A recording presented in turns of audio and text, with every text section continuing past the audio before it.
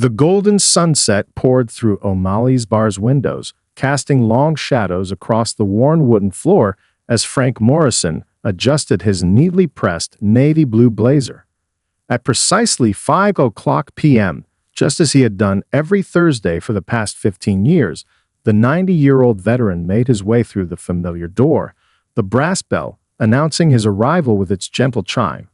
Mike, the owner, was already reaching for Frank's favorite bourbon before the door fully closed. The regulars smiled and nodded in acknowledgement. Frank's Thursday visits were as reliable as the sunrise. His polished corner of the bar, lovingly dubbed Frank's Corner by the locals, waited for him with its specially maintained cushioned stool, the leather recently restitched by Mike's wife to ensure Frank's comfort. The evening air carried the sweet scent of fresh-cut grass from the park across the street, mixing with the familiar comfort of aged wood and leather that defined O'Malley's atmosphere. Frank moved with a deliberate grace that belied his years, each step measured but confident. His hands, though weathered by time, remained steady as he carefully placed his brown leather wallet on the bar's polished surface. The same wallet he'd carried since 1955, its edges softened by decades of use. "Evening, Mike," Frank said, his voice carrying the warmth of old friendships. "Beautiful day for a drink with friends." He settled onto his stool, adjusting his silver-rimmed glasses as Mike placed the crystal tumbler before him, 2 fingers of bourbon gleaming amber in the fading sunlight. The glass itself had a story, a special addition to O'Malley's collection, slightly heavier than the others, with subtle ridges that provided a better grip. The regulars knew Frank's routine by heart. First, he would take a small sip of water from the glass Mike always provided alongside the bourbon. Then he would reach into his blazer's inner pocket and carefully remove a small, worn photograph, the same one he'd carried through war and peace, showing a young woman with victory rolls in her hair, smiling at a camera somewhere in 1943. He would prop it against his water glass, just so, and raise his bourbon in a silent toast. Today, as sunlight streamed through the windows, catching the subtle metals pinned to his lapel, Frank appeared lost in thought. His eyes, still sharp and alert despite his age, carried stories that most could only imagine. The small Marine Corps pin on his collar caught the light, and the thin white scar above his right eyebrow, a souvenir from a distant battlefield, seemed more pronounced in the evening glow. Sarah, the Thursday evening waitress who had served Frank for the past decade, approached with his usual plate of salted peanuts. "Extra roasted, just how you like them, Mr. Morrison," she said, placing them carefully to his right. Frank's smile brightened the corner as he thanked her, his manners as impeccable as his perfectly knotted blue tie. The regulars at O'Malley's often said that Frank's corner had a different energy than the rest of the bar. Perhaps it was the way Frank carried himself, or how his presence seemed to elevate the atmosphere around him. Even newcomers to the bar instinctively lowered their voices when passing his corner, as if recognizing they were in the presence of someone special. Little did Frank know that this particular Thursday would be different from all the others.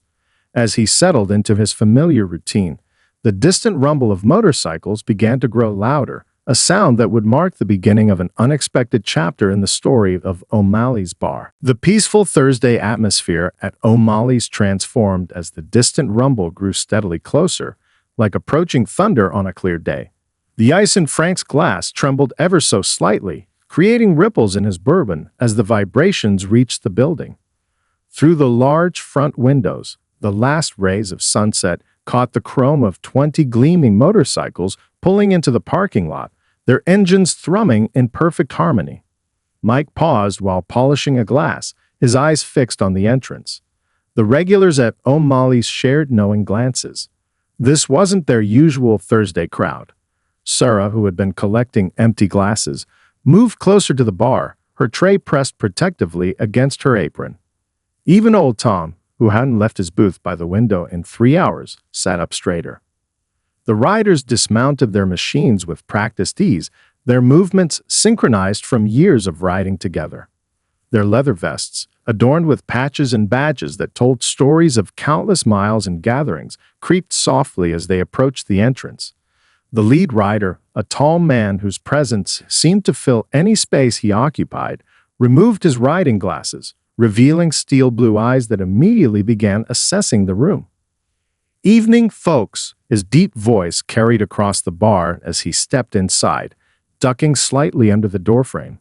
The other riders filed in behind him, their boots creating a steady rhythm on the wooden floor. The patches on their vests identified them as members of the Steel Angels Motorcycle Club, with the leader's vest bearing a patch that read Big Joe, President. The atmosphere in O'Malley's shifted noticeably. The usual quiet murmur of conversation faded to whispers, then to silence. The only sounds were the soft clink of ice and glasses and the creaking of leather as the bikers settled into their new surroundings. A few of the regular patrons discreetly settled their tabs and made their way to the exit, nodding politely as they passed the newcomers. Big Joe's eyes continued their careful sweep of the establishment until they landed on Frank's corner. Something in the old veteran's composed demeanor caught his attention. While others had tensed or looked away, Frank remained unchanged, one hand resting casually on his bourbon glass, the other smoothing an invisible wrinkle from his blazer. The photograph of the young woman still stood proudly by his water glass. The other riders spread out through the bar, some heading to the pool table, others claiming bar stools, but all seemed to take their cues from Big Joe. A younger rider with a patch identifying him as Scout approached the bar near Mike, ordering drinks for the group. His voice was respectful, his manner polite, yet there was an underlying tension in the air that couldn't be ignored. Big Joe removed his leather riding gloves, tucking them into his back pocket as he continued to study Frank from across the room. There was something about the older man's bearing that struck him as familiar, a certain way of sitting, of holding himself, that spoke of discipline and training. The small pins on Frank's lapel caught the light, drawing Big Joe's attention. Sarah moved to take the bikers' drink orders, her initial nervousness giving way to professional courtesy, as she realized these weren't the troublemakers some might have expected. Big Joe acknowledged her with a polite nod before making his decision. With purposeful steps, he began making his way toward Frank's corner, his presence drawing all eyes in the bar. The distance between the bar's entrance and Frank's corner seemed to shrink with each of Big Joe's measured steps. The floorboards, worn smooth by decades of patrons, creaked softly beneath his heavy boots. Every eye in O'Malley's followed his movement, yet Frank remained focused on the photograph propped against his water glass, a slight smile playing at the corners of his mouth as if enjoying a private joke. Mike's hand moved instinctively toward the baseball bat he kept hidden behind the counter, a precaution from his 20 years of bartending. But something in Big Joe's demeanor made him pause. The biker's approach, while purposeful, lacked aggression. His shoulders were relaxed, his hands visible and open at his sides, the stance of someone seeking conversation rather than confrontation. As Big Joe drew closer, the details of Frank's corner became clearer. The polished surface of the bar showed years of careful maintenance, and the brass rail at foot level gleamed even in the dim light. A small American flag pin on Frank's lapel caught the light, sitting just above what appeared to be military decoration, though Big Joe couldn't quite make it out from his current angle.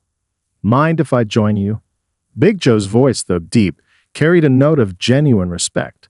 The question hung in the air as Frank finally turned to face him, his movements unhurried and deliberate. The other bikers watched from their positions around the bar, conversations dying mid-sentence as they waited to see how the interaction would unfold. Frank gestured to the empty stool beside him, his weathered hand steady and sure. "It's a free country," he replied, his voice carrying the weight of someone who knew exactly what that freedom had cost. One we fought hard to keep that way. The words weren't spoken as a challenge, but as a simple statement of fact. Big Joe settled onto the stool, his large frame making it seem almost comically small. Sarah appeared almost immediately with his beer, placing it carefully on a coaster before retreating. The silence between the two men stretched for a moment, comfortable rather than tense, as each seemed to be taking the measure of the other. "Beautiful bike you rode in on," Frank commented, surprising everyone within earshot. "Harley-Davidson Road King, if I'm not mistaken." They've come a long way since the WLA models we used in the service. His eyes twinkled with knowledge that seemed to span decades of motorcycle evolution. Big Joe's expression shifted from surprise to genuine interest. "You know your motorcycles, sir," he said, emphasizing the "sir" naturally, without any hint of sarcasm. "You rode in the service." His gaze was drawn again to the pins on Frank's lapel, trying to decode the history they represented. Frank turned slightly, allowing the light to better illuminate his decorations. "Among other things," he replied, taking a small sip of his bourbon. The movement caused his sleeve to ride up slightly, revealing a glimpse of a faded tattoo, the kind that told stories of distant shores and difficult times. The other riders had begun to drift closer, drawn by the conversation. Scout, the younger biker who had ordered their drinks, found himself leaning in from a respectful distance, his curiosity evident.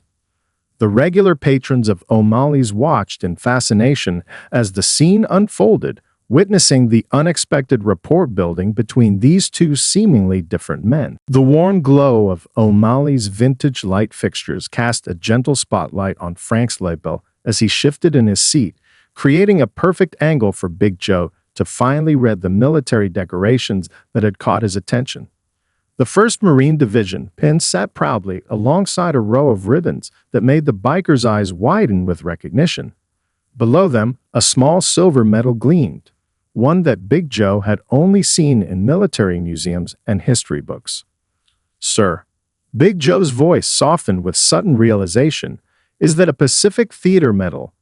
His question drew Scout closer, the younger rider's eyes fixed on Frank's decorations.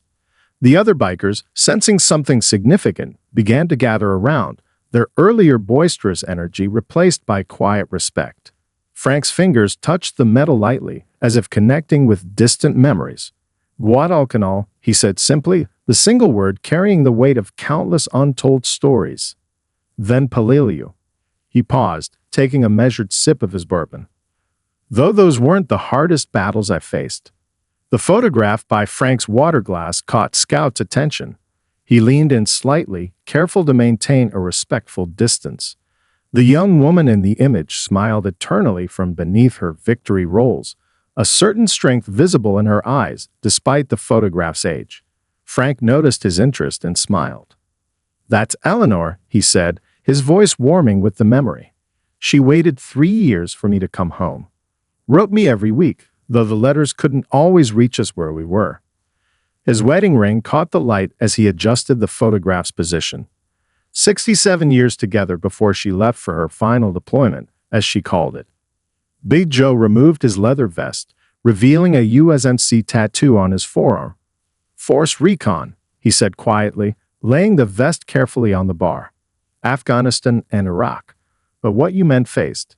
He shook his head, words failing to express his thoughts. The regular patrons of O'Malley's watched in fascination as the scene continued to unfold. Mike had stopped pretending to clean glasses, his attention fully focused on the conversation. Sarah stood nearby, order pad forgotten in her hand, captivated by the moment of connection she was witnessing. "Different wars, same course," Frank responded, his voice carrying both pride and understanding. "The locations change, the enemies change, but the brotherhood remains the same." He turned slightly, addressing the gathered bikers. "You boys ride together, watch each other's backs. We did the same, just with different machines." Scout, who couldn't have been more than 30, finally spoke up. "My grandfather was in the Pacific," he said softly. "Iwo Jima. He never talked about it much, but he had a photograph like yours. Same victory rolls." The young biker's voice carried a mix of pride and regret. "I always wished I'd asked him more about it before he passed." Frank nodded in understanding, his eyes meeting Scout's. "Some stories are harder to tell than others," he said, "but sometimes, with the right company, they find their way out." He gestured to Mike, who was already reaching for clean glasses. "Perhaps you boys would like to hear a few of those stories." The atmosphere in O'Malley's had transformed completely. What had started as a moment of potential tension had evolved into something almost sacred. Even the regular customers who had stayed seemed to understand they were witnessing something special. their own conversations fading to respectful silence. The soft clink of Mike setting down fresh glasses provided a gentle backdrop as Frank straightened in his seat, his posture reflecting years of military bearing that time hadn't erased. The bikers had pulled their stools closer, forming a respectful semicircle around Frank's corner. Even the most hardened riders leaned in, their usual rough demeanors softened by curiosity and reverence. "We were just kids, really," Frank began, his clear voice carrying easily across the now quiet bar. 18, 19 years old, most of us had never been more than 50 miles from home. He paused, taking a small sip of bourbon. Then suddenly we're on ships crossing the Pacific, heading toward places we could barely pronounce. Big Joe nodded, recognizing the universal truth in those words. Scout had pulled out a small notebook, something about Frank's story compelling him to preserve these moments. The other riders sat in rapt attention, their own drinks temporarily forgotten. "The thing about combat," Frank continued, his eyes focusing on a distant point, "is that it's not about the big moments they put in the history books. It's about the small acts of courage, the private who shares his last canteen of water, the surgeon who carries a wounded man through jungle heat." His weathered hands traced the outline of his glass. "Those are the heroes I remember most." Sarah quietly moved through the group, refreshing drinks without disturbing the story's flow. The regular customers had become part of the audience. Their own conversations ceased in favor of listening to Frank's tales. The evening light had faded outside, but inside O'Malley's, time seemed to stand still. There was this young Marine, Bobby Martinez. Frank's voice warmed with the memory, carried a harmonica everywhere. Even in the worst moments, he'd play something soft at night, remind us of home.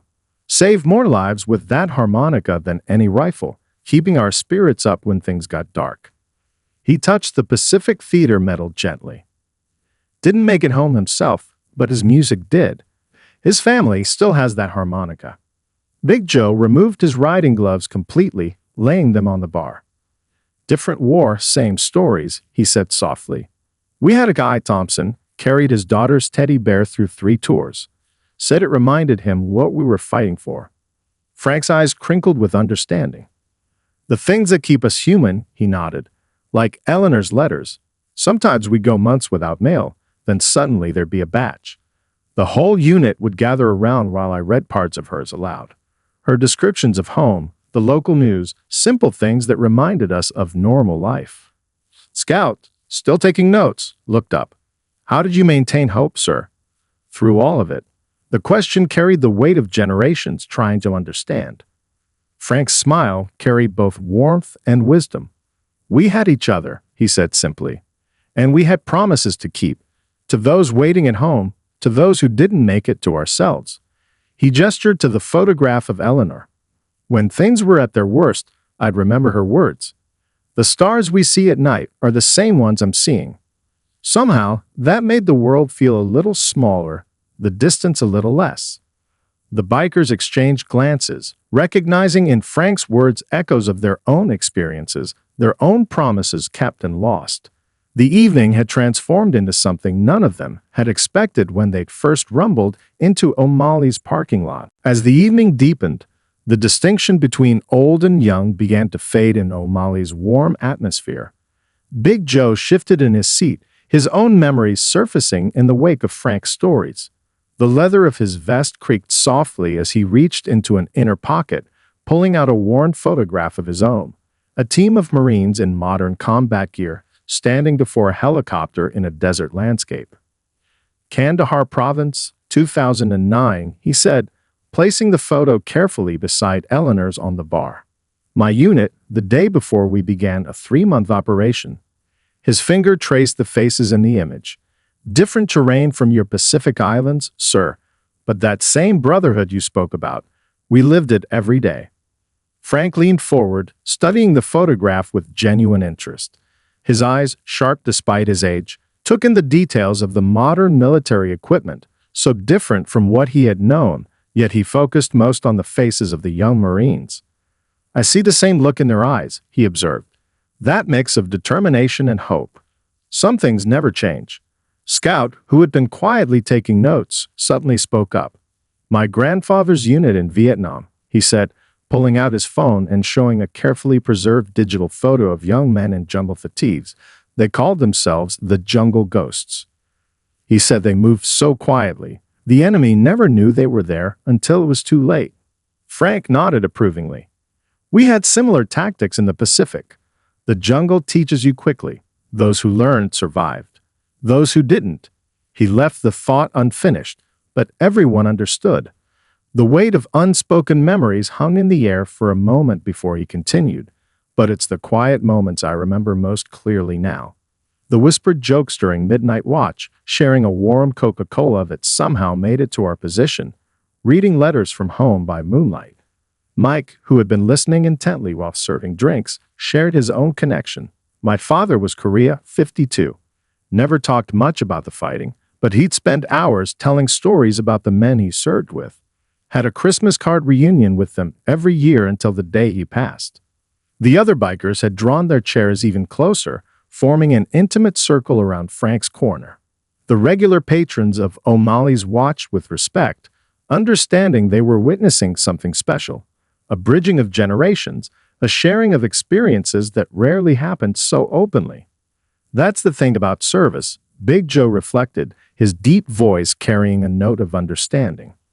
"The weapons change, the uniforms change, even the reasons for fighting sometimes change. But the core of it, the bond between brothers in arms, that stays the same. Whether it's a foxhole in the Pacific or a forward operating base in Afghanistan, you learn to trust the person next to you with your life." Frank raised his glass slightly. "To absent friends," he said softly, a toast that needed no explanation. The bikers raised their glasses in response, the simple gesture carrying deep meaning. Sarah, watching from nearby, wiped a discreet tear from her eye, touched by the moment's quiet power. "You know," Frank continued, his voice warm with memory, "Eleanor used to say that every generation has its own war, but every warrior shares the same heart. Sitting here with you boys, I understand exactly what she meant." He gestured to the photographs on the bar. His Eleanor in her victory roles, Big Joe's unit in the desert, Scout's grandfather in the jungle, a visual timeline of American military service spanning over 7 decades. The atmosphere in O'Malley's had transformed completely from earlier in the evening. What had begun as a chance encounter between different generations of warriors had evolved into something profound. The bikers, who had arrived as strangers, now sat comfortably around Frank's corner as if they'd been coming to O'Malley's for years. Mike emerged from behind the bar, carrying a small cardboard box, dust still clinging to its edges. "Found something you might appreciate, Frank," he said, placing it carefully on the bar. "Been saving these for a special occasion." Inside were photographs from O'Malley's early days, including one that made Frank's eyes light up with recognition. 1975, Frank said, carefully lifting the photograph. "The night we welcomed home the boys from Vietnam." The image showed a younger Frank, still straight-backed and military in bearing, standing beside a group of tired-looking young men in uniform. "We made sure they got the welcome they deserved, even if the rest of the country wasn't ready to give it." Big Joe studied the photograph intently, then looked at Frank with newfound understanding. "You've been building bridges between generations of veterans for a long time, haven't you, sir?" The respect in his voice was evident, deeper now than when he'd first approached Frank's corner. Scout, who had been quietly documenting the evening in his notebook, spoke up. "My grandfather used to say that the hardest part of coming home was finding people who understood. Seems like you've been providing that understanding for a long time, Mr. Morrison." Stara appeared with a fresh round of coffee and sodas, the bikers having switched from stronger drinks hours ago. The reverence of the moment hadn't been lost on her, and she moved quietly, careful not to disturb the atmosphere that had settled over Frank's corner. "You know," Frank said, accepting a fresh cup of coffee, "Eleanor and I never had children of our own. But over the years, this place, these conversations, they've given me more family than I could have imagined." He gestured to the photographs spread across the bar. "Every face in these pictures has a story. Some happy, some hard, but all important." One of the older bikers, who had introduced himself as Doc earlier in the evening, pulled out his phone. "Mind if we add another photo to your collection?" he asked. Frank nodded, and the bikers gathered around him, Big Joe and Scout flanking him on either side. Doc's steady hands captured the moment. Frank in his pressed blazer, surrounded by leather-clad riders, all wearing genuine smiles that reached their eyes.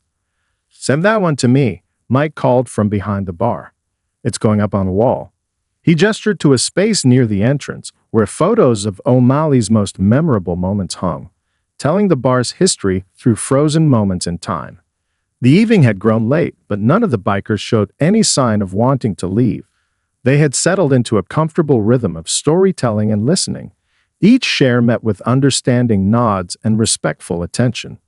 The age gap that might have seemed insurmountable hours ago had disappeared completely. "You know what the best part of wearing this medal is?" Frank asked, touching the Pacific Theater decoration on his lapel. "It's not the recognition of what we did back then. It's the conversations it starts, the connections it builds. Every story shared is another thread in the tapestry of our shared experience." He looked around the faces of his new friends. "And tonight, we've added quite a few new threads." 3 months had passed since that first encounter, and O'Malley's Thursday nights had taken on a new character. The wall near Frank's corner, once sparsely decorated, now displayed a growing collection of photographs. The latest edition showed Frank teaching Scout how to properly fold an American flag, their hands working together across generations to create precise triangles. Big Joe and his riders had spread the word through their network, and each Thursday brought new faces to O'Malley's. Veterans from different eras would make the journey, some traveling hundreds of miles, drawn by stories of the 90-year-old Marine who had a way of making every service member feel at home. Mike had adapted to the change with enthusiasm, installing a proper mounting for the flags of each military branch above the bar. He'd also started a wall of honor, beginning with Frank's photograph from his Marine days, now joined by dozens of others, a visual testament to the bonds formed in his establishment. "You've started something special here, Frank," Mike said one evening, watching as a young soldier in dress uniform shook hands with a Vietnam veteran. "O'Malley's isn't just a bar anymore. It's become a kind of home base for them." Frank smiled, adjusting his ever-present blazer with its carefully maintained pins. "Eleanor would have loved this," he said softly. "She always said that healing happens best in community." He glanced at her photograph, still in its place of honor by his water glass. She was right about that, as she was about most things.